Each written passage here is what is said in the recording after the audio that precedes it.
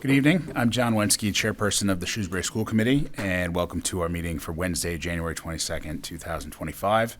Tonight's meeting is being broadcast live on Cellco channels 29 and 329 and streamed live on Shrewsbury Media Connection's website. Thank you to Shrewsbury Media Connection and Mark Serra for their assistance with tonight's broadcast. Tonight's meeting will be rebroadcast on SMC's website and their YouTube channel between now and our next scheduled meeting on Wednesday, February 12th. The first item on our agenda is public participation. Tonight we have not received requests to speak at public participation.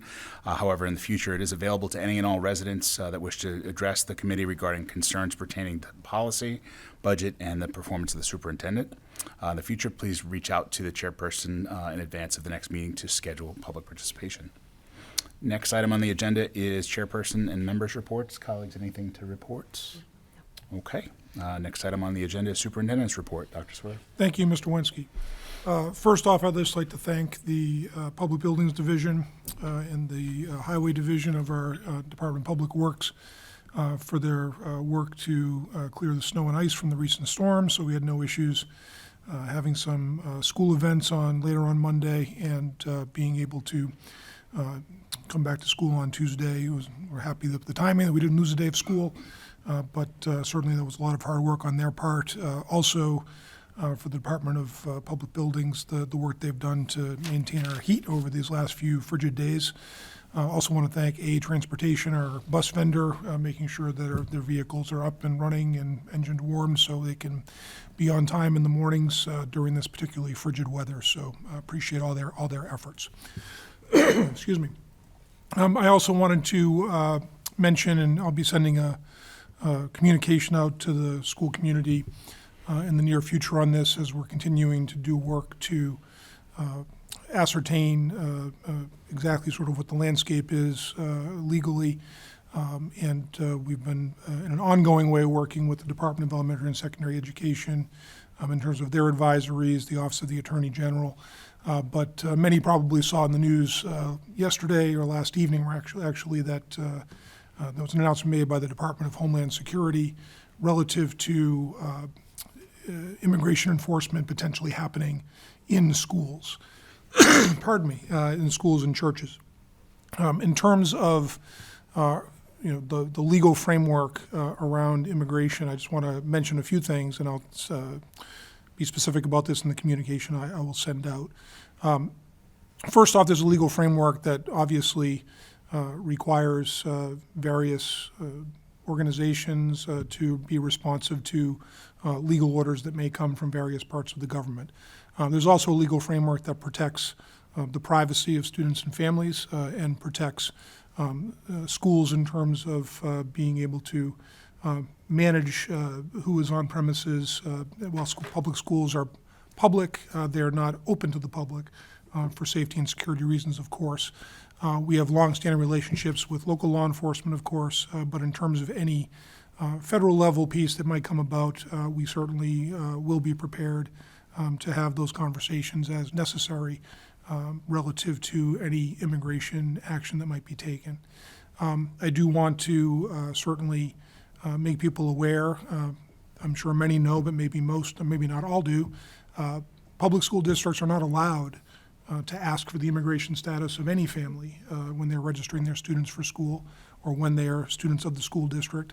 Residency within the town of Shrewsbury is the only requirement relative to enrollment, and a Supreme Court decision back from the early 1980s made that very clear that we are obligated to enroll any child regardless of what their circumstances are, and we're precluded from accessing information about what their citizenship or immigration status might be. With regard to providing information about student records, that is something that is governed by what's known as FERPA, the Federal Education Records Privacy Act, and of course we will follow that law and regulation as we are required to do.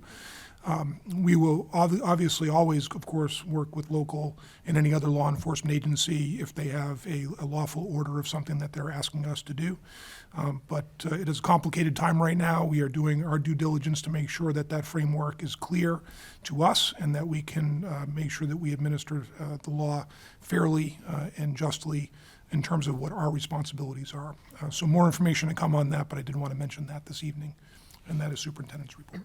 Great, thank you so much. The next item on our agenda is a time-scheduled appointment. It is a report on the state of the district. Dr. Sawyer will share his perspective regarding the current state of the Shrewsbury Public Schools. The report will be provided and has been provided under separate cover in advance of tonight's meeting. So with that, I'll hand it back to Dr. Sawyer. Thank you. Sorry, my voice is a little rough here. But, this is my opportunity to give an overview of my perspective relative to the state of the school district. As in past years, this is really a high-level overview over the course of the year. As the school committee certainly knows, and those who watch, there are a variety of detailed reports that are provided to you with various levels of data relative to the performance of the school district in various aspects. But this is more of a 30,000-foot view of what I think are some of the key issues that we are facing as an educational organization. The three messages I want to share this evening. First off, I think it's important to know, and I think it's a very good news thing, that our district is moving forward. There's a lot of excellent work that's happening across our schools, and that we should celebrate. But at the same time, we definitely face headwinds, and I'll talk more about those in a bit. Many of the issues that we do face really have a duality to them in that they're both opportunities and challenges. And then the success of our students, I suggest, is tied to the stability of our schools. So those are the three key messages I wanted to share this evening. In terms of moving forward, first and foremost, we have an absolutely highly skilled staff who are absolutely committed to our mission and core values. I continue to be just so impressed with the work that happens every day with everyone who is doing the work with our students. We also have excellent family and community support in Shrewsbury, which is something that has been a longstanding tradition that we benefit from, and that has included, especially over the last few years, financial stability since the 2021 override and the subsequent agreement that's provided us with predictability and stability with our school finances. We have students, tremendous students, who are doing excellent work to earn strong results, both in their academic work and the achievements in the classroom, as well as our co-curricular endeavors, whether those are the elements of academic teams from speech and debate to robotics, visual arts, displays and competitions, athletics. Our performing arts programs are second to none. We have a whole variety of clubs and activities and elements that provide a rich background or rich opportunities for students to enrich their education. We are very focused on what's happening in the classroom. A few other things I've pulled out here to highlight. A very strong strategic focus on improving literacy skills in our pre-K through 8th grades. That's ongoing work. Emphasis at the high school level on high quality questions and tasks and really promoting student ownership of their learning. We've done some excellent work this year to respond to some of the significant concerns we've seen over the past few years post-pandemic as far as students' behavior. And that is something that anecdotally we're seeing a lot of good progress there. And there's no question that over the last couple of years we've strengthened the level of support we are able to provide for students' social, emotional, and behavioral health, whether that's through more counselors or different positions that support that kind of thing happening as we build systems of support for students that are strong. All things that I think we can be proud of that are signaling that we're moving forward in a positive way in terms of what we provide as a public education organization. Some of the headwinds I just want to call out. We continue to see post-pandemic learning gaps. We knew this would be a multi-year long process to try to bring students back to where they should be in terms of their level of performance, their level of achievement, and that is not an easy task. There's excellent work happening. We are seeing, as you know from some of the reports earlier in the fall, we're definitely seeing progress in many ways, but at the same time it's slow and it's work we have to continue to be focused on. We also continue to see, just as across society, high levels of anxiety and other social and emotional and behavioral challenges among children, including very young children, but all the way through our adolescents. It's something that we know has been an issue in the adult population in our society. So finding ways to continue to support and respond to that issue will continue to be important. A couple of years ago, in this report, I spoke specifically about the concept of VUCA, which stands for volatility, uncertainty, complexity, and ambiguity. Certainly, the environment and the landscape of American society and culture remains, I think, with that label. And there are always things that we are responding to and dealing with that aren't necessarily centered on what would be the central work of teaching and learning in a classroom. And that's something that we as an organization have to continue to respond to and be adaptable to. And then another piece I want to mention, of course, is that financially, while we have had excellent stability over the last few years, there are elements of the budget that are unpredictable. I'll be presenting the budget for next school year at your next meeting on February 12th. We're still doing work, of course, to estimate what some of our costs will be next year. And some areas of our budget are more volatile than others. And I know the governor came out with her budget recommendation today. That will play into what the legislature does. But the amount of funding we'll receive from the state, the amount of funding we may receive from the federal government as there's a change at the federal level, locally, thankfully, is a more predictable level of support. But there are a variety of elements that are still not set that we have to pay attention to and can shift in terms of what resources we can provide in our school district. In terms of opportunities and challenges, I wanted to call out a few just examples. I know there are more, but things that are really good news stories, but also create a level of challenge for us. We talked about the literacy program. We have an excellent new literacy program that we feel is making a difference for students already, but it will be a multi-year implementation to get it to where we want it to be. Having those new materials, building those new instructional practices, I think is a wonderful opportunity for our students and our staff, but it's also a real challenge for our staff who are working through the change process, making sure we have sufficient time, opportunity to implement that new curriculum and build in those instructional changes. Artificial intelligence, we're in the midst of the work with the AI study committee right now, who will present to you in the springtime. We know that AI has some real potential around student learning and potentially assisting even with some of the tasks of operations of the school district or some of the work that our educators do to make it more time efficient. At the same time, we know there are really significant challenges with AI, whether that's for being used as an instrument to cheat or whether that's being used to perpetrate some kind of level of cyberbullying. We know there's districts across the nation that have been dealing with that, and that's something we just incorporated into our updated policy. So definitely a double-edged sword where it comes to AI as one example. One of our most important operational pieces is feeding our students every day. And we're now in the multiple years of providing breakfast and lunch universally at no cost to students. And that's something that has been a real positive in terms of reducing food insecurity within our community for those families, or even just helping the pocketbooks and wallets of our families by being able to have meals provided at school at no cost to them, supported by the state and federal government. That said, there's a challenge with that because we have a significantly higher volume of students who are eating lunch in particular, which creates longer wait times. It creates challenges for our food services staff in terms of what they can offer on the menu and how they can manage it with that volume of students coming through in a compressed amount of time. So again, two sides of that coin as well. And then I also wanted to recognize we had really good news in December, as you know, that the Massachusetts School Building Authority has offered an invitation to Shrewsbury into their eligibility process for a potential expansion of the Shrewsbury High School building to address chronic overcrowding. But as I communicated to the community at that time, this is a multi-year process, and we have multiple years where we still need to manage that overcrowding right now before a potential expansion may be possible, depending on how that goes forward. So again, just a few examples of areas where some really good things that could be supportive and helpful to our schools, yet come with challenges that we have to work to address. And then the third area I wanted to speak about is stability. And I think that stability really is a necessary ingredient for the success of ours or any organization.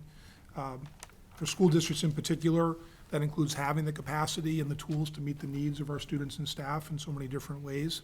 It means retaining our veteran staff. It means attracting new staff when we have openings so that we are able to not have vacancies that can affect what's happening day to day in a school. It's providing a continuity of programming. When we build programming, whether that's curriculum or instructional programs, we want to be sure that those are, there's continuity for students from whether it's grading period to grading period or year to year. And then maintaining predictability, as I mentioned earlier, around resource availability, because it's hard to continue to build on what your programming is and making sure you can implement it effectively if you're spending time and effort trying to determine what level of resources you might have or if you have to make changes in that. Promoting a culture of strong communication and trust builds stability as well. And certainly when you think about that VUCA environment, adapting to those challenges and the disruptions that come inevitably in order to try to maintain an equilibrium across the organization. So I would suggest that stability certainly is a necessary ingredient for the success of any organization, but I also want to be clear, stability is not stagnation. Having stability enables an organization to really focus on moving an organization forward in order to achieve what the district's strategic goals are. And just as a reminder, and I do want to emphasize, I think we have the right ingredients. I think we have a very strong vision with our portrait of a Shrewsbury graduate. We have 3 key commitments that we have in our 5-year strategic plan, which we're in year 2 at this point. Educational excellence, enhancing the well-being of all, and optimizing our resources. If we can really hit the mark in those 3 broad areas, we're going to continue to move forward in a way that provides what we want, what our community has said it wants for its children as far as their public education. In doing so, we'll meet the requirements of our mission and our core values. So to summarize again, I think we can be proud and pleased that our district continues to move forward in key ways, but want to be wary of the fact that there are a variety of headwinds we face as we do that. A lot of the things we do face have a duality of having both opportunities and challenges, but a really key element to the success for the remainder of this year and going into future years is the stability that we can provide in our schools. And I know our guests in a moment will be reporting on sort of the financial end of that, and the way we've been able to be stewards of our community's resources in terms of what it invests in our public schools. So again, I remain very proud and to be the superintendent of what's just really a terrific school district, terrific students, wonderful, talented, dedicated staff, extremely supportive families and community at large, and an outstanding leadership team to help implement those key strategic priorities that the school committee has charged us with. And this is a snapshot of, I guess, some of the things I think are key for us to be thinking about as we enter a new calendar year and continue this important work. So I'd be happy to hear any comments or questions the committee has. Great, thank you so much. Colleagues, questions or comments? Ms. Heffernan? Yeah, Dr. Sawyer, I want to thank you very much for your State of the District, and sort of as we take a moment to sort of pull back before we begin a deep dive in the budget process, and for those who are tuning in now, many meetings will be about the budget and diving into each of the different areas of the curriculum or staffing over the coming weeks, and this is a chance for us to pull back. And I appreciate sort of the duality that I see between the uncertainty and the stability, right? And when I think about uncertainty in the seat that I'm in, right, budget times always bring uncertainty because we are in a world of finite resources, and we then therefore have to make decisions, and sometimes those are uncomfortable. Even as you mentioned, that our building and capacity needs, whether we talk a lot about it at the high school level right now, and we haven't even begun thinking about a design, let alone future funding. But we know there are constraints today at the high school end, and we know we face them to some degree even on the pre-K side of enough capacity, and so that certainly impacts our decision making and student or children needs, which then develop into at times new programs. While those can be unstable and difficult and hard to stand up, also present lots of new opportunities. And I certainly think about the vocational options that 6 months ago didn't exist for the young people in our community that exist now today, which is so exciting. And so that uncertainty for me, one might lead to a lack of confidence in sort of where we are, and yet I feel entirely differently because. Well, those are all a reality that we just have to sort of deal with, and sort of almost in any year. When I think about the stability and what stability allows for, sort of as a parent, right? I want my kids to be challenged, but I also want them to feel safe and nurtured, and like the schools are a good place and a welcoming place. And we know that, young people report senses of belongings at higher rates in our community than they do elsewhere. And there are lots of sort of good indicators in that direction. But I know, and wouldn't want it to go unsaid, that much of that is because we have a very stable and committed staff who tend to stay in the district for a long time. I want to acknowledge somebody in the audience who I know pays attention a lot to that. And so that's important to us, that we have also a very stable and incredibly competent administrative team that also, not only in terms of longevity, but in terms of life experience and what they bring to us, and very committed parents that time and time again, whether it's in the classroom or the ways in which they support their kids and the broader sort of classroom and environment, are here to support our children. And most importantly, that we don't maybe always spend enough time talking about, even though we are in one of their buildings, is the overall town support and how essential that is for our community. I had the opportunity today, one might ask why, but to pull up our town strategic plan and taking a peek at that. And one of the hallmarks of why this community is such a great community is because of our school system. That both we find value in it as some of us who are at the table as parents, but that the community sees a lot of value in that. And so we know that it's a somewhat self-fulfilling, that when we have good schools, we have good, strong towns, people want to move here, and businesses want to grow here. So I have an awful lot of confidence in our ultimate success because of that commitment across all of those different dimensions. So I don't disagree with you, Dr. Sawyer, at all in your assessment, and choose to see many of those things as opportunities. That, again, that doesn't mean there aren't some hard conversations that we have to have. So, but I thank you very much for sharing your perspective as well. Further comments or questions? Great. Well, thank you for the 30,000-foot overview. Always appreciate that. We are fortunate to have outstanding staff, support staff, engaged students, and, of course, a very generous community in Shrewsbury. And stability really is the key to their success. I know it was said, in terms of the budget, we haven't experience the level of predictability that we have over the last 3 years. Prior to May of 2021, it wasn't always that way. So predictability is important, and just in general, I've always known Shrewsbury to be a destination for good schools. I know it, just my workplace, had a lot of people move here because of the reputation. The results speak for themselves. But if there are challenges ahead, I think there's no shortage of challenges, and appreciate all the work that you and your staff are doing to drive those results. So thank you so much. Any further comments? No, thank you. Much appreciated. Great. All right. Next item on our agenda is a report of School District Financial Review and Projections. Shrewsbury Public Schools Commission District Management Group, or DMG, in October 2024 to conduct a comprehensive financial review for the district. DMG will share initial findings at tonight's meeting. DMG will submit its full written report in mid-February. An overview memo from Mr. Girardi was enclosed. The presentation slides have been provided by DMG under separate cover. And here joining us tonight is Joe Costello, who's the group director for District Management Group, and Maggie Gallagher, who's a senior associate as well from DMG. So with that, I'll hand it over to Maggie and Joe. Yeah, thanks. Wonderful. Thank you so much for having us today. Thank you to the whole Shrewsbury Public Schools School Committee for welcoming us in. We are super excited to be able to share these preliminary findings with you that really detail all of the efforts of the last couple of months and really are setting up a much larger report that we'll be sharing with you on February 14th in just a few short weeks.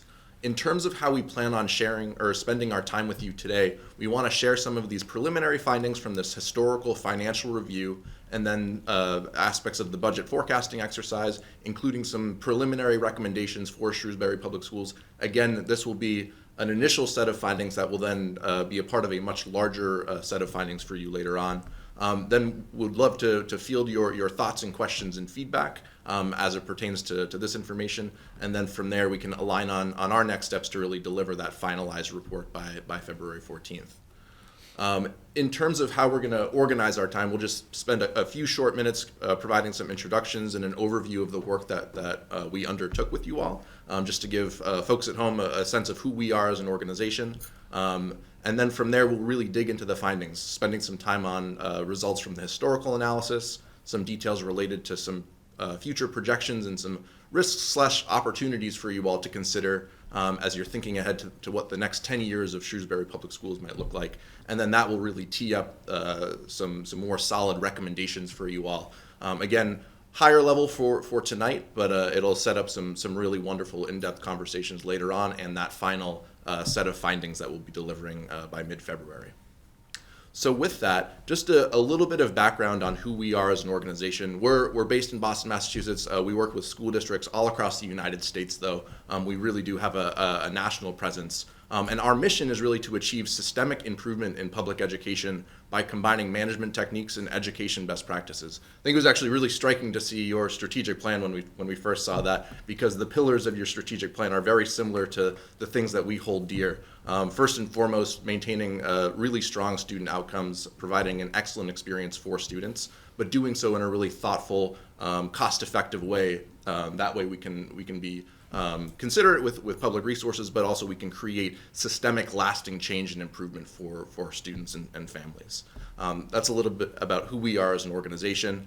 In terms of our engagement with you all, so we've been partnering with you all since November of 2024, and really our work is organized into three main phases. The first phase was assessing the impact of historical budgets and aligning and in alignment with district strategy. So understanding, how dollars have been spent previously, thinking about the impact of those various expenditures, then using the learnings from those exercises to create a forward-looking financial forecast for really 10 years, ensuring alignment of financial forecasting with strategic priorities, and then identifying some really specific opportunities and actionable recommendations for you all to consider as you plan to build out budget projections for the next several years. And then engaging key leaders and stakeholders in these conversations to make sure that the right diverse perspectives of school committee members, cabinet members, et cetera, are woven into our findings. And now we're in this third phase of the work, presenting these preliminary findings with you all tonight, so that we can then incorporate your feedback for that final report in mid-February. So again, just a little bit of background on the scope of the work that we've been engaged in with you all. So in terms of digging into our findings, we've broken up our preliminary findings into three main portions here. The first is just a summary of this historical analysis, really a snapshot of the last 10 years of Shrewsbury Public Schools. And then that will tee up the next portion, which is framing our approach to generating some future projections, thinking through what some of the key risks/opportunities are based on where you all currently stand based on our analysis, and that will flow really nicely into our specific recommendations. Again, I think I've said this like 5 times now, our final findings will be delivered by February 14th, and those will really include the detailed findings across all of these broad categories. So with that, let's dig into our findings. So headline here, and based on all of our analysis, is that Shrewsbury consistently delivers exceptional academic outcomes compared to districts in the state of Massachusetts, frequently performing in the top 15% of Massachusetts school districts, all while spending in roughly the bottom 15% of districts. So the chart that you're seeing here represents all of the districts or local education agencies, LEAs, in Massachusetts, each one represented by one of those gray little dots. The horizontal axis reflects average per pupil expenditure, and then the height of the dot, or the vertical axis, represents student performance. In this case, we chose to use the percent of students meeting or exceeding expectations on the 10th grade ELA MCAS. And as you can see, Shrewsbury is that light blue dot. Shrewsbury is exceptional as a district in terms of delivering really strong academic outcomes at a low cost. I think largely due to the exceptional work of Shrewsbury educators and school and district leaders, I think much of which was highlighted by Dr. Sawyer in his State of the Union. So I think just as a really high level, Shrewsbury is delivering exceptional results for students and families.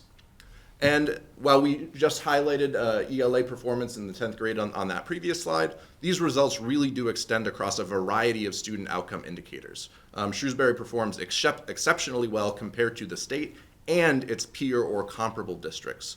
So the charts that you're seeing here are focused on three key data sources. We have in the top box MCAS results across 3rd through 8th grade ELA and math, and then 10th grade ELA and math. And then we have some statistics related to college matriculation and graduation rate. And each bar that you see has 3 lines, one for the state average, that's that dark navy blue, one for comparable districts. Sometimes you'll see the acronym DART, which is a reference to work that the Massachusetts Department of Education does in terms of creating cohorts of similar districts based on similar characteristics. And then the light blue line is the one for Shrewsbury's performance. And what you'll see as you look across all of these different charts is that really across the board, Shrewsbury performs extremely well, either above or right in line with peer districts, and above the state really across the board, across all of these different statistics. Now, this next chart starts to dig into the financial situation of Shrewsbury. And while we'll get into the full financial story in a moment, wanted to highlight some key statistics for you here. So starting with, even with recent and necessary increases in spending, Shrewsbury Public Schools is far more efficient than peer districts, spending 13% less than comparable districts and 18% less than the Massachusetts state average. So we're using a similar setup as the previous slide where we have the navy blue first bar representing state expenditures per pupil. The lighter gray blue is comparable districts, so that same group of similar districts to Shrewsbury based on demographics and wealth and things like that. And then that light blue bar representing the town of Shrewsbury per pupil expenditures. Now, there are a few key things to note here.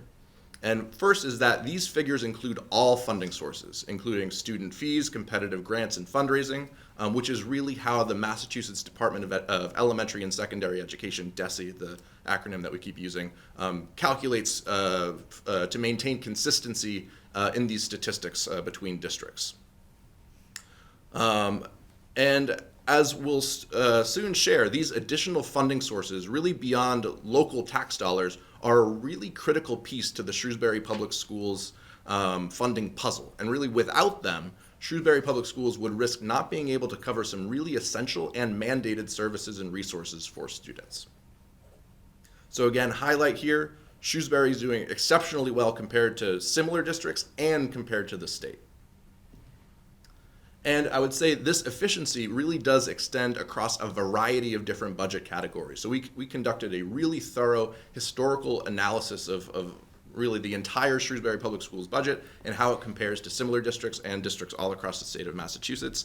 And here we wanted to highlight a few key dimensions to the budget. So in this case, we highlighted administrative costs, instructional leadership, and operations and maintenance, where Shrewsbury Public Schools is well below not just its comparable districts, but the state as well. An important reflection here, because you'll see staffing is woven into a lot of these statistics, which makes sense. That's how public schools operate, where usually somewhere between 80 and 85% of the budget is going towards people. And a really important reflection here, though, related to that, is where an efficient staffing and resourcing model might evolve into a stretched model that may struggle to meet some of those increasingly complex needs of the district, right? I think we're seeing some similarities between our report and what Dr. Sawyer shared earlier. Later on, if you do have questions on exactly what's included in these different buckets, I have the full list of that information and more than happy to go into those details. I think what's important for the school committee to recognize and for folks at home to recognize is that these comparisons are done through the Massachusetts Department of Education, and so they are quite comparable with one another because they're using similar definitions of what should be included in various categories. Another dimension to add to the conversation here is not just the core efficiency of resourcing, but also in the thoughtfulness that goes into how Shrewsbury invests its community resources in new programs and initiatives. And what we found is that their academic return on investment type approach, which is our language, not the town of Shrewsbury's, is really strong in terms of designing programs in really thoughtful ways to deliver strong student outcomes in a really cost-effective manner. In our two programs or initiatives that we'll highlight in detail in our final report are the RISE, or the Reaching Independence Through Supported Employment Program, and Universal Screeners in Literacy. So just to give a little bit of background on each of these programs for folks listening at home, RISE is a post-secondary transition program designed for students ages 18 to 22 who qualify for additional learning opportunities following their high school experience that aims to provide students with the skills and experiences that they need to successfully and independently navigate the local community. The focus with this program is to increase students' overall independence with functional life skills, employment opportunities, and community access. And something that we wanted to really highlight with this is that it is such a thoughtfully designed program that has been delivering really strong results for students and families, and it does so in a tremendously cost-effective way. So it's a really impressive program that we're excited to share more on in our full analysis later on. The second initiative or program, if you will, is called Universal Screening. And this may not be as familiar a concept for folks who don't have a thorough background in public education, but it is widely accepted as a best practice in today's public education landscape that allows school leaders and teachers to better understand the current knowledge and skills of students and accurately identify students who may need additional support beyond classroom instruction. So students who may need intervention, extra help, things like that. Universal screeners also allow leaders to make decisions on resourcing based on the trends and the needs of students over time. So in order to ensure that all students have access to the support that they need for academic success, Shrewsbury Public Schools adopted the STAR test as this universal screener for all students, which again gives really thoughtful, thorough information about exactly where students are at related to their academic performance. And implementing universal screeners was an investment on the part of the district that delivers really strong outcomes for students, while also preventing the need for more intensive interventions and supports later on in those students' careers. So it is actually an incredible investment that pays dividends for the district in terms of heading off some challenges that students may face later on. Again, a full summary of these programs, academic returns on their investments will be included in the final report, but just wanted to give you a little bit of a taste of what you'll be able to expect later on. So in summary, through that historical analysis, Shrewsbury Public Schools have been tremendous, strong stewards of their financial resources and deliver really strong outcomes for students in the community in a cost-effective manner. Now, here's where things get a little complicated, because while cost-effective, Shrewsbury Public Schools faces several risks that may undermine its ability to deliver strong outcomes or to continue to deliver strong outcomes for students and families in the future. In particular, we wanted to highlight 3 risks facing the district from our perspective. The first is the reliance on non-local funds or funds that are not appropriated through the town budget. The second is the evolving needs of students in the district, and I think what goes along with that is the growing complexity of serving students given increased mandates from the state of Massachusetts and different services that are a part of providing a free and appropriate public education. And then the third one is a stretched staffing model that asks so much of its leaders and staff. And so while you have excellent staff members and leaders in your schools, asking so much of them is a risk in and of itself. So what I'm going to go through next is each one of these risks individually to really hit on some key details that pulls this story together. So first, I wanted to highlight this reliance on non-local spending. And it's a really important story to get right. Before I dig into it, just to orient folks to this chart, because especially folks in the audience are listening at home, there's a lot of really small letters and numbers on here, so I just want to make sure everybody's looking at the chart in the right way. So what you're looking at here is a summary of the change in revenue for the Shrewsbury Public Schools by source over the last 10 years or so. So starting with 2014, all the way through the budgeted amount for 2025. So each bar represents a different fiscal year, and then the slivers of the bar correspond with different sources of funding. So far and away, the largest source of funding is that town appropriated budget.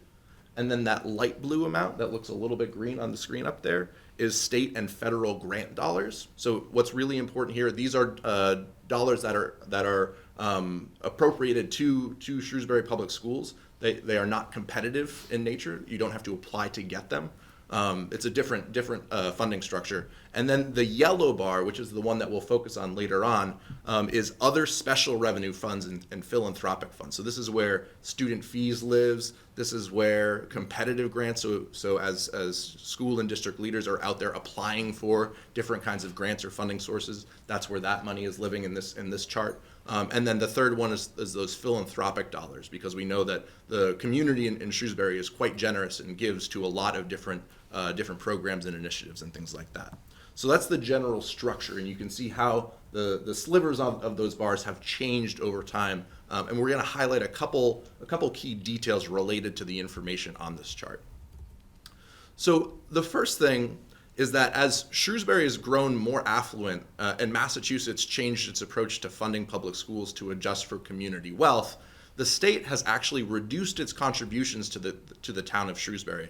So the amount that the state gives to the town of Shrewsbury has gone down, which has required more local funding from the school department, or for the school department, not only to keep up with inflation, just the increase in costs, but also to cover a larger portion of state mandated services. Now, a couple things to highlight here. Over the last 10 years, there have been some noteworthy overrides, right? And the noteworthy overrides passed by the Shrewsbury community provided some really key infusions of funds to stabilize school funding and respond to key needs.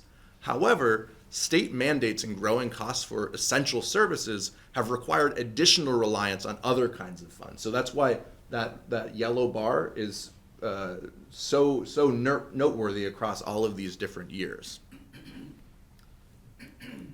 And then related to that, really to minimize the impact of funding gaps on students, district leaders have sought funding from these alternative sources, so fundraising, student fees, competitive grants, etc., which really poses specific risks and challenges.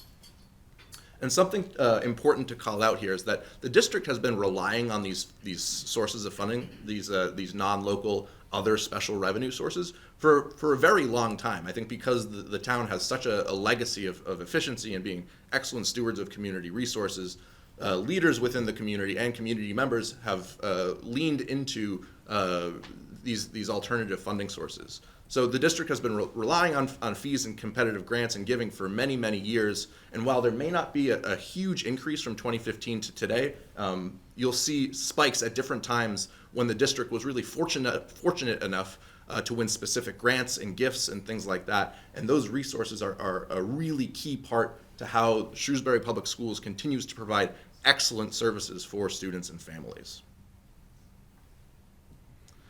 Now, with the information that I just shared, there are some really significant risks and challenges with the reliance on non-local funding, and really the burdens of managing grants and the inequities that could be created by high fees for families. So I'm going to go through 4 different risks and challenges with you right now.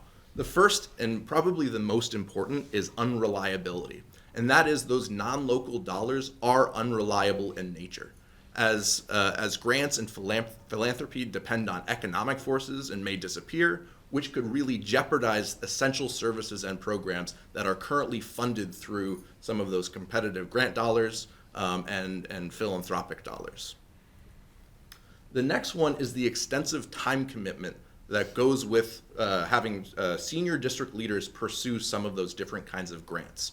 Seeking grants really does require an extensive time commitment due to intensive applications that can be, dozens and dozens and dozens of pages long and require extensive reporting, which then pulls some of the most important leaders in the district related to designing and implementing educational programs. It pulls them away from the core parts of their job and has them focus more of their time on seeking grant dollars. The third is related to inequity, particularly inequity as it pertains to really high student fees.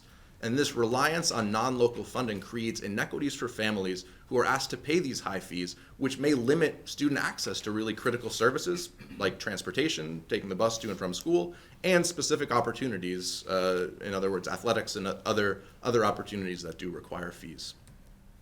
And then the last piece here, and this kind of summarizes this whole story, is the positioning of competitive disadvantage, where this unsustainable funding or this funding model that is a little bit unreliable puts the district at a risk of losing its competitive status compared to other districts and other communities in the state of Massachusetts, which threatens its ability to continue attracting and retaining really high quality teachers and maintaining its reputation as a sought after district and community to live and work. You know, the factors that really pull families into the community of Shrewsbury because the schools really are so strong.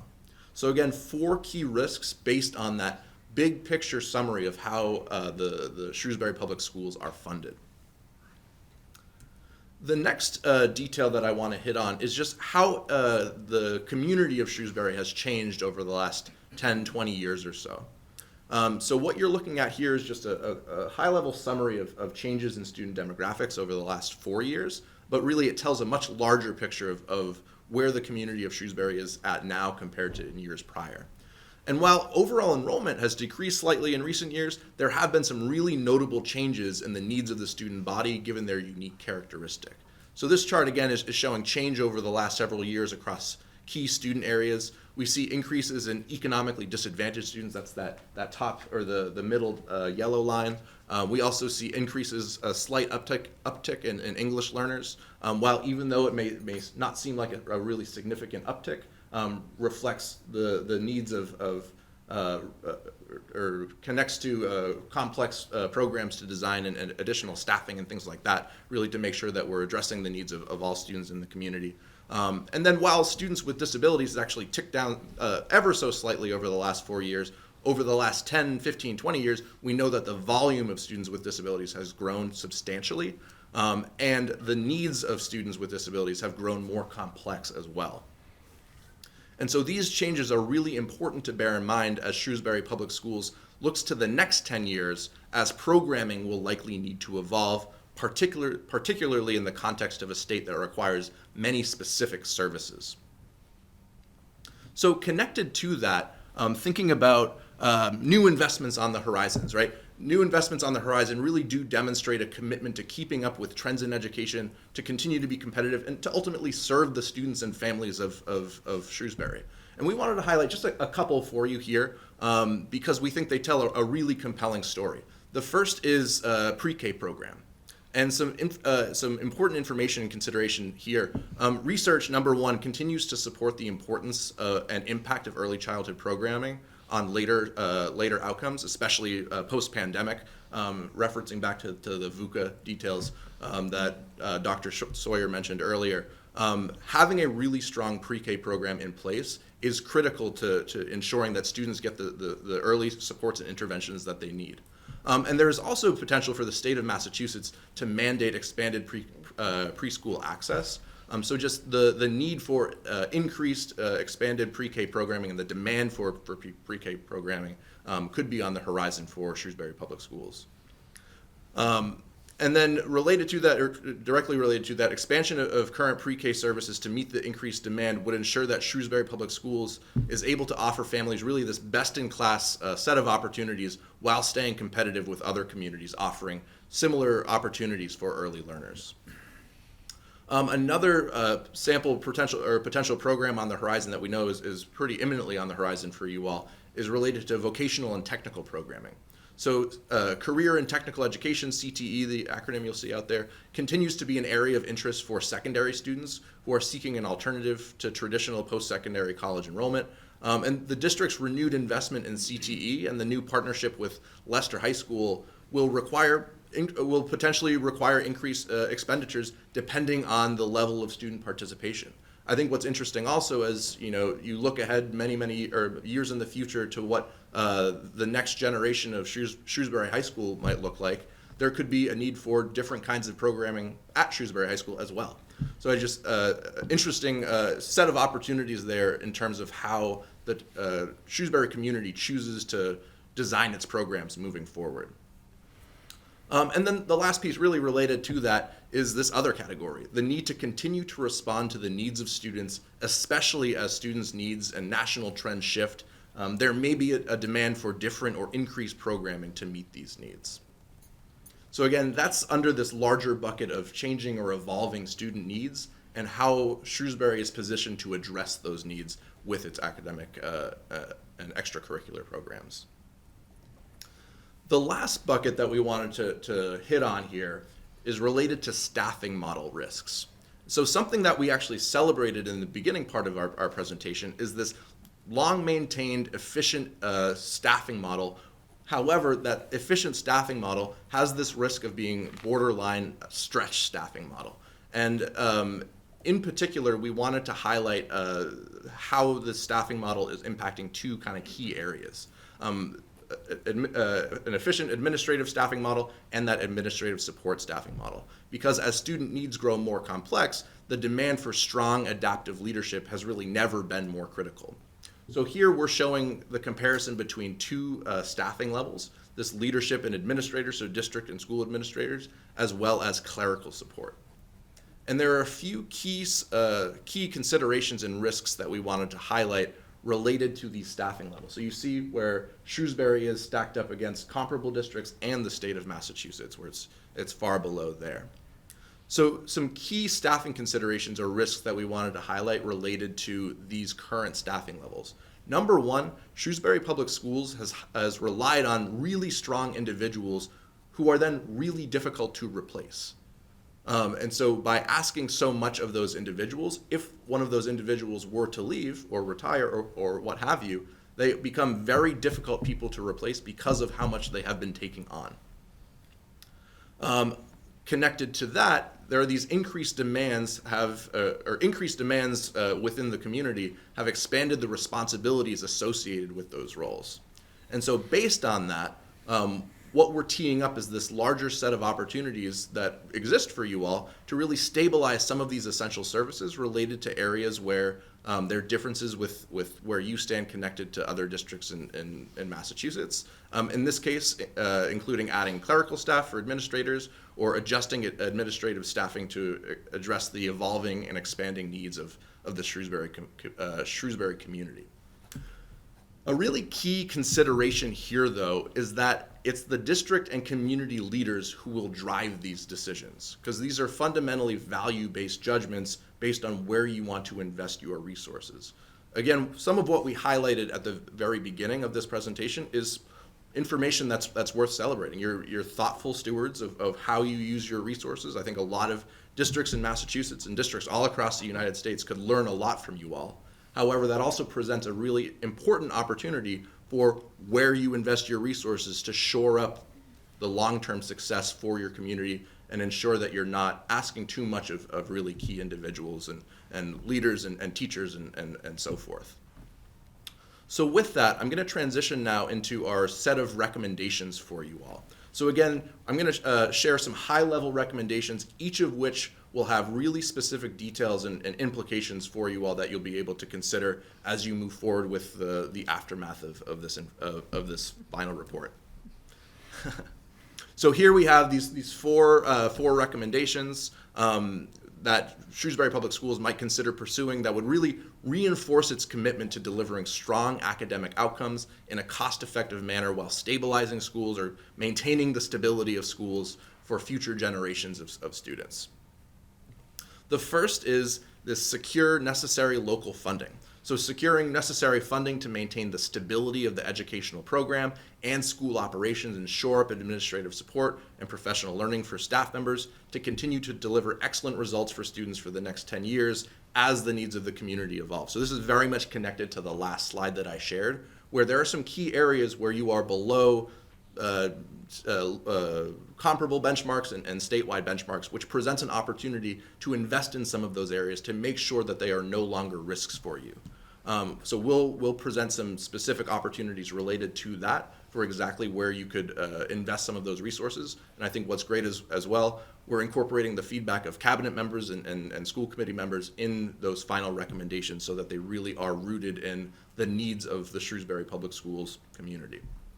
The second opportunity is really thoughtfully reducing the reliance on some of these non-local funding sources. So consider reducing district reliance on non-local and unpredictable funding sources for some of these really mission-critical operations.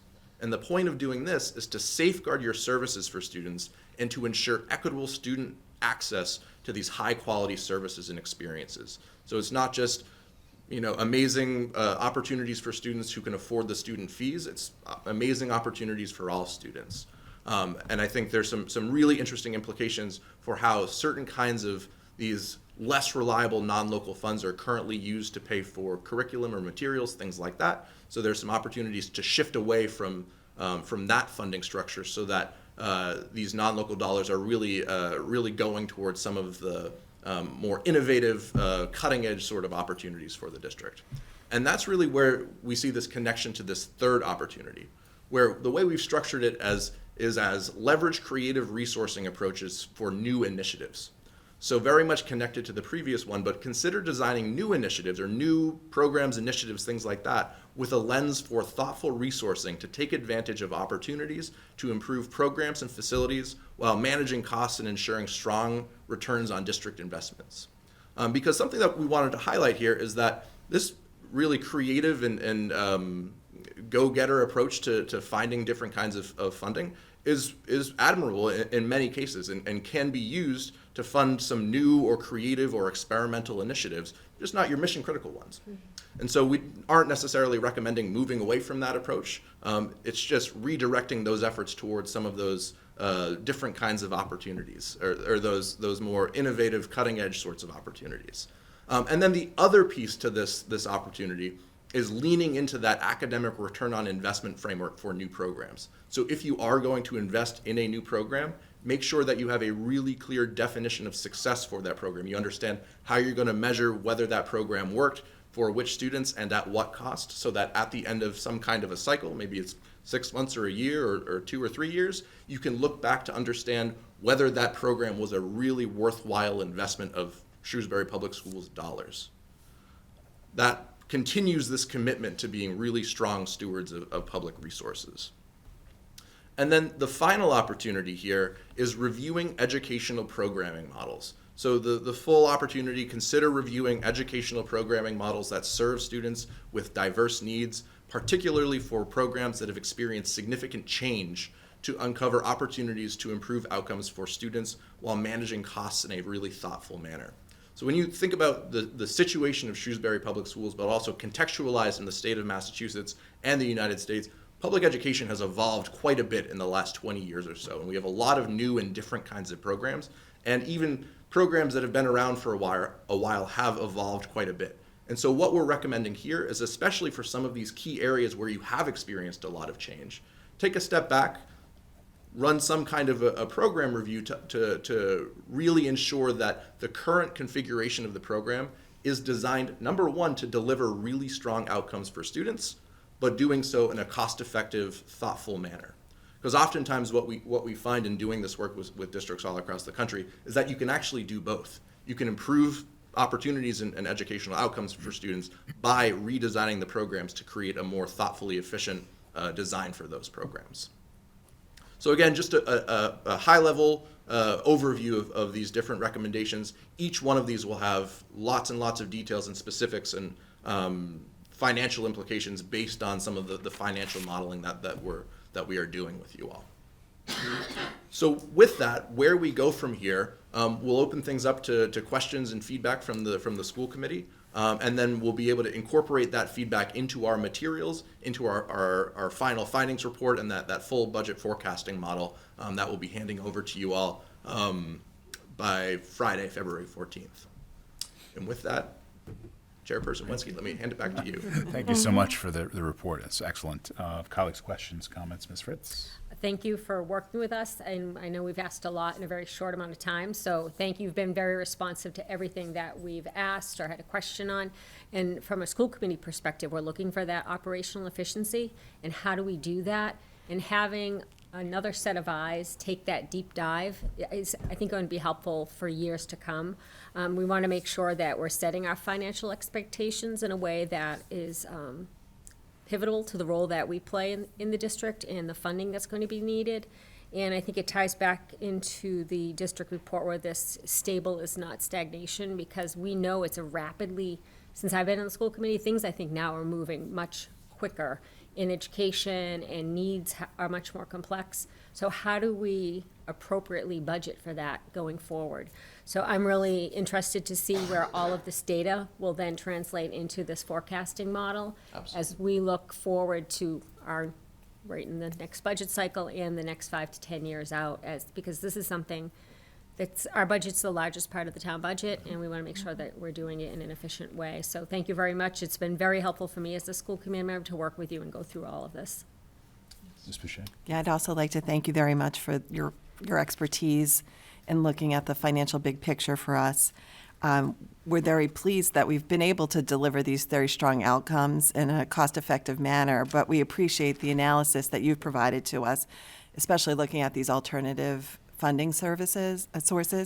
To see in these figures the exact percentages of dollars that we use every year to make our budget that are not from the appropriated budget, but are actually from these alternative funding sources, and the reliance that we've established over this course of years. It's just very helpful to see this all, put out for us, and the exact percentages. And I think it'll be very helpful for our forecasting going forward, and it raises some really interesting questions for us about, how we want to continue to kind of, to look at these funding sources and what steps we want to take. So thank you very much. It's extremely helpful. Ms. Shrewsbury? I too want to thank you for taking the time to work with us. In the very short amount of time that you've been with us, I've appreciated the conversations that we've had together as a committee, but also taking the time to meet with each of us individually and really see what is important to us and what we're looking forward to. And then really doing that deep dive and looking at where we started, where we are, what the trends are. I think as we look at a budget, if somebody, I think one of the slides has, what the budget has been from 2014, 2015, and that's big numbers. And somebody who's looking at it says, okay, well, you can fund the schools on $87 million. That's easy to do. Not really. And that money, even though it might go up a little bit because of inflation or whatever it may be, that money, because of where the district is headed in terms of our student needs, the unpredictable costs, that money, even though the dollar amount goes up, it actually is not stretched as far. So you could be working with less money. So it's important for us as a committee to know where we're going, and this has been very helpful for that, but also to being able to communicate that to the community as well, who puts a lot of trust in us, puts a lot of trust in the schools. We want to deliver high quality education. We do that. But knowing what we have coming down the pike, this is very important for us to work with and for the community to know as well. So I'm also I'm interested to see where we next steps, where we go from there. Ms. Shepherd? Yeah, everyone has thanked you, and I thank you as well for the work. If I can, though, I would love to pivot just for some people who don't pay maybe as much attention to the work as we do. If I could ask you, I want to talk just a second about the sources of revenue that sort of fund the schools, and click in on that a little bit more, and then talk a bit more about per pupil expenditure, because that is a term that is used a lot by people who know a lot about education and not a lot by everybody else. And so this slide, to me, you use it to pull out an important call out about that yellow bar, and how big is the yellow bar and how consistent is the yellow bar. And I look at it and go, maybe people think that the state and federal government give a lot more money to education, and they don't, right? And that number has been under 8% forever. And there's no trend. I mean, even when we're thinking about in Massachusetts in the last couple of years, the governor has decided to put more money towards education.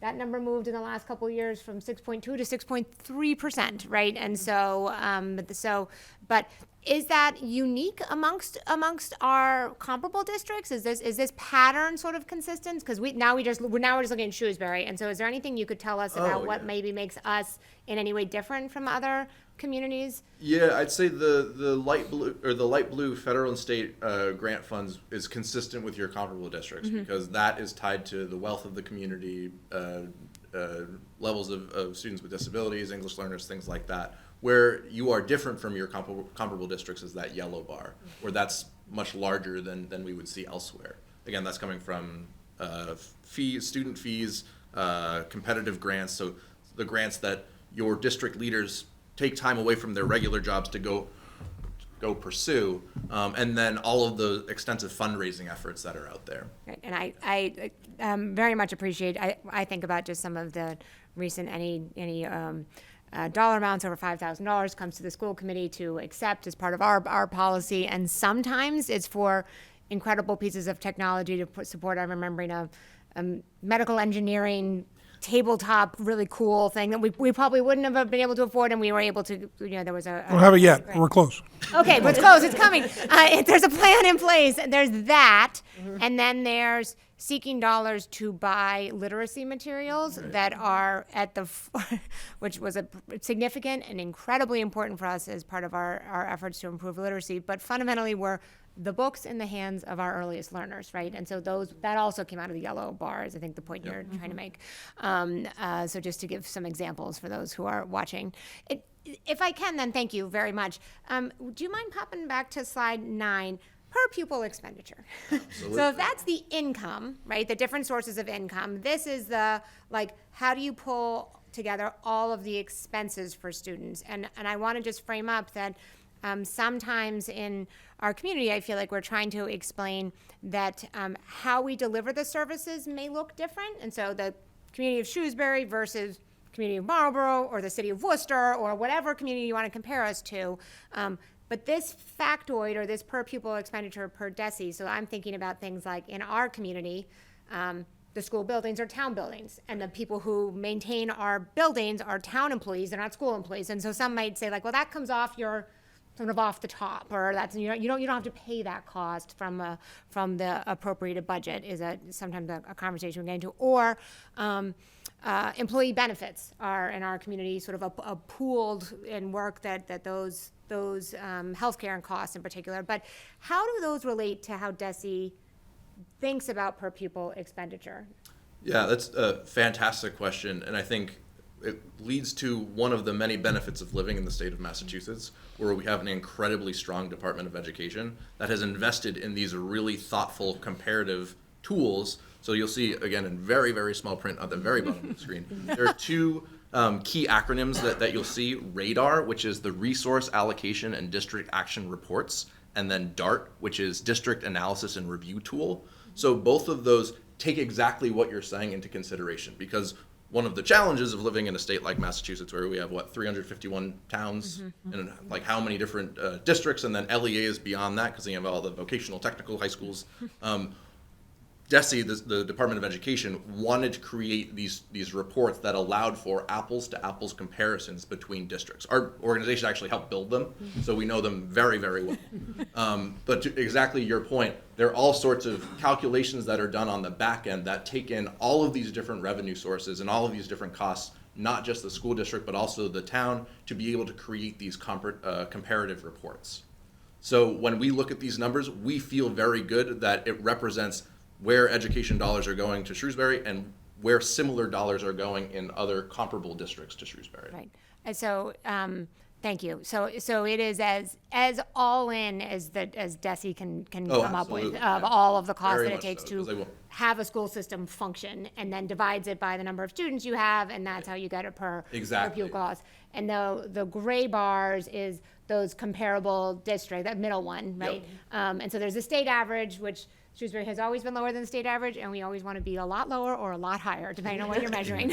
And so in this case, we're lower, but I wanted to compare to our comparable districts where, communities like Hopkinton are often in there. I know it varies every year a little bit based on their demographics, but communities which are similarly situated, and this is saying that our all-in costs, even factoring in as a ratio of the number of students you have, Totally. is 13% lower. And so it is, I think, so important for us to take all of this information and also figure out how to communicate it to folks. Absolutely. There's a wonderful story in here. It's a very, very good story, and yet it takes a lot of bar charts sometimes to get there. So thank you for taking the questions. I think the work for us as we both, I don't want to say we're ready to complete our work with you because there's still more work to come on modeling and thinking about, okay, now that we know this history, how do we think about what's our 10 years going forward? But also, how do we communicate really well to our community, which is by and large funding these dollars, right? And so they're coming for most people out of their property taxes and other smaller local receipts, that they're getting a really good value for their dollars. I think people implicitly know that, and that's why they move here. And then yet, very understandably, when the tax bill comes, it's frustrating, right? And so we live in a world of little bit of tension here, right? But for the community to also know that no matter what you see on social media or what you may see somewhere, like, our schools are doing incredibly well with the dollars that we have. So I have known that from being up close to it for the last number of years, but I think you're helping us sort of tell that narrative in a way that I have found really helpful, and I hope we'll continue to kind of educate our community members about how important being good stewards of their dollars has been to the leaders of this community. So thank you very much. Yeah, thank you for a great presentation. It's really been a pleasure working with you on this initiative. And it's also good to have a third party come in and basically validate our success and also evaluate our district needs, which is just outstanding. And it does add depth to our budget process, not just for this year, but for the next 5 to 10 years as we look forward. And it does reinforce to residents, I think, that the return on investment is real, and the community should be very proud of the district.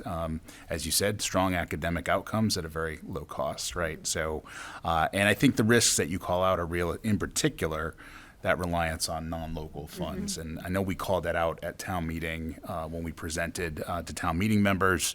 Just as an example, in FY24, the non-local funds equaled somewhere in the ballpark of $620,000, of which maybe $443,000 were competitive grants, not a guarantee, and takes a lot of time from our staff to actually submit, and then another $177,000 or so in the community partnership donations. Again, generosity has been outstanding in our community, but again, you can't always depend on that. So I think it's definitely noteworthy to call out as a risk. I do have a question on slide 10, just so I make sure I'm understanding it correctly, and we go back to the whole per pupil thing. Yeah. As I'm looking at this, I see, for administrative costs in the district, Shrewsbury is 28% lower than the state. Is that Correct. right? Yeah. And then 17% lower, right, the exactly. comparable, and right down the list. Okay. No, I mean, again, I think that's one of the good news stories there amongst others, in this presentation. It's a lot to unpack, but it's a great foundation to work with, and definitely appreciate all the work that you've been doing with us. So thank you. Dr. Sawyer, further comments? No, I appreciate that, all the work that DMG has done and the collaboration with the school committee, with the individual members and collectively, as well as the interaction with the leadership team and including myself. Clearly the level of expertise that you and your team have is substantial and is really helping us to boil down what some of the issues are, and looking historically, which we heard about this evening, and then next steps to look as far as projections going forward, and that work is still underway. I know there's been discussion about the per pupil expenditure, and I think what's important to note, that overall concept of roughly in the bottom 15%. Prior to the most recent override in 2021, we had fallen to about the bottom 5%. So, I want to be really clear. These are not. There comes a point, and we had these conversations, before the 2014 override, before the override in 2021. Certainly there are ways that school districts can be efficient and maximize their use of dollars. and help, and comparatively be lower cost. In some districts like ours, we're a relatively larger district for a suburban district in Massachusetts, not in other parts of the country for sure, but for Massachusetts we are. So there's some economies of scale built in as well, but certainly we're so far below the average, clearly, that it's a big gap. But we're, in terms of risk, we experienced that in the years leading up to the 2014 override, where we had cut a very substantial number of positions and programs. We were heading in that direction and really were facing impending, what I at the time was calling an education emergency, not only in the midst of COVID, but the structural deficit that's created in Massachusetts communities because of the limitations of Proposition 2.5, which again was not designed to keep every municipal and school budget of 2.5% or lower. It was designed to get the permission of the community when it's determined you need to go beyond that.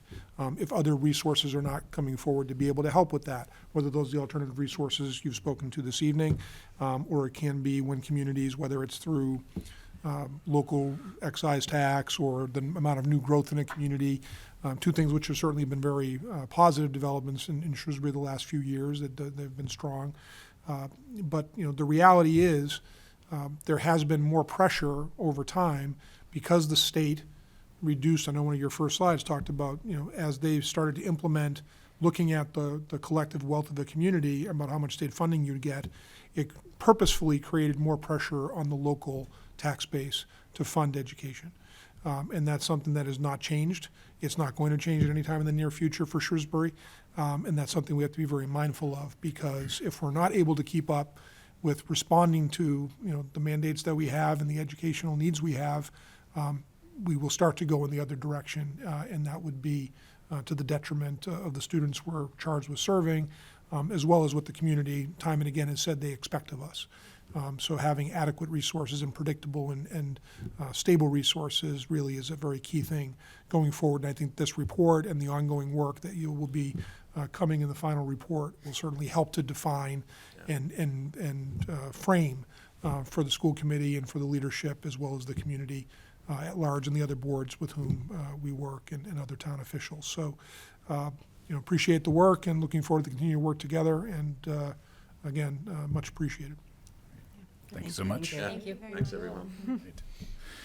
All right, the next item on our agenda is under curriculum. It's Shrewsbury High School Program of Studies proposed changes. We're going to vote tonight on that change that we reviewed in our last meeting. We did hear a presentation, proposed changes to the Program of Studies on January 8th. And at that time, a memorandum from Principal Bazidlo outlining the proposed changes was provided for the committee's review. The Program of Studies draft is enclosed in our packet tonight, and we have a vote for tonight's meeting. I don't think I've seen any feedback, but colleagues, any No. additional feedback received from the community? Okay, Dr. Sawyer, any further comments on I this one? recommend that it be, the school committee approve it, and they'll move forward with the course registration process, which Okay. it was explained at the last meeting. Great. So there being, Mr. question, President, I sorry. do just want to note, and I brought this up a couple of weeks ago, that I think it's important. I recognize that the governor today made some announcements around graduation requirements, but that it be an item that we take up this spring and kind of look at again and make sure that we do that. And obviously, whatever vote we would take in that policy would supersede and be replicated throughout many documents that talk about graduation in the district, the Program of Studies being one. So we don't need to solve that issue tonight, but I do hope it's on our agenda to take up, because it does seem as though we might have a little bit of uncertainty from the state for a bit of time. But I'm very happy if you're willing to propose a motion to for the Program of Studies as presented a few weeks ago. Thank you. Yeah, any further questions or comments? Great. So I will need a motion that the school committee vote to approve the Shrewsbury High School 2025 to 2026 Program of Studies as presented. So moved? Second. Moved and seconded. All those in favor, please do so by saying aye. Aye. And the motion carries unanimously. Thank you so much. All right. Next item on the agenda is the approval of minutes. The minutes from school committee meeting held on January 8th, 2025, and the school committee workshop held on January 15th, 2025 are enclosed. Any revisions or edits? No. There being none, they'll be accepted as presented. And we do need to go into executive session tonight. Just get hand here. Okay. So I do need to request a motion to adjourn into executive session, A, for the purpose of addressing Massachusetts General Law, Chapter 30A, Section 21A7, to comply with or act under the authority of any general or special law or federal grant and aid requirements. Purpose 7, open meeting law, Massachusetts General Law, Chapter 30A, Sections 22F and G, for the purpose of reviewing, approving, and/or releasing executive session minutes. And B, for the purpose of addressing Massachusetts General Law, Chapter 30A, Section 21A3, to discuss strategy with respect to collective bargaining or litigation if an open meeting may have a detrimental effect of the bargaining or litigating position of the public body, and the chair so declares. Purpose 3, the Shrewsbury Education Association, Units A and or B, the Shrewsbury Paraprofessional Association and or the Cafeteria Workers Association, and C, for the purpose of addressing Massachusetts General Law, Chapter 30A, Section 21A2, to conduct strategy sessions in preparation for negotiation with non-union personnel or to conduct collective bargaining sessions or contract negotiation with non-union personnel, non-union clerical and support staff and or administrators. Purpose 2, and D, for the purpose of addressing Massachusetts General Law, Chapter 30A, Section 21A7, to comply with or act under the authority of any general or special law or federal grant and aid requirements, federal and Massachusetts student record laws. Purpose 7, where deliberation in open meeting may have a detrimental effect on the bargaining position of the public body, and return to open session only for the purpose of adjourning for the evening. May I have a motion? So moved. Second? Moved and seconded. Roll call vote is required. Ms. Fritz? Aye. Ms. Boucher? Aye. Ms. Sharifabor? Aye. Ms. Heffernan? Aye. Myself, aye. Thank you and good night.